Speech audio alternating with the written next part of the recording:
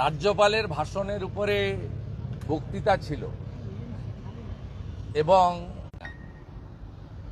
আমার বক্তব্য শেষ হওয়ার পরে মাননীয় বুদ্ধদেব বাবু আমাকে হাত দিচ্ছে ডেকেছিলেন, হাত দিয়ে। এবং অনারেবল স্পিকার তখন ছিলেন প্রয়াত হাসিম আব্দুল হালিম।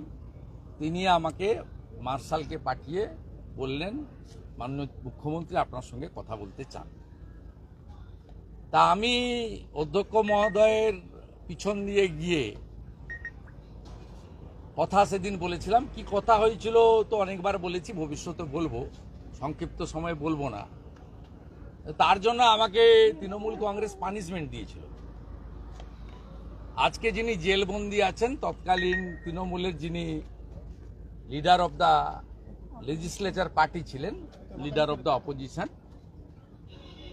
সেই 30 সদস্য বিশিষ্ট তৃণমূল বিধায়ক দলের যিনি নেতা ছিলেন পার্থ চ্যাটার্জি। এই কারণে পার্থ চ্যাটার্জি বললাম, কারণ তখন উনি ডক্টরেট হননি।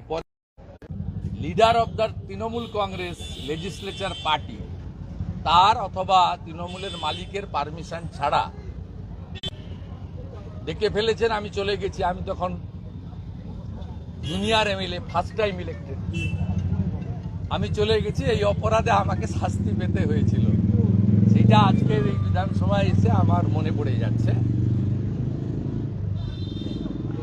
তাই বুদ্ধবাবুর বিদেয়ী আত্মা অমরত্ব পাক এবং তিনি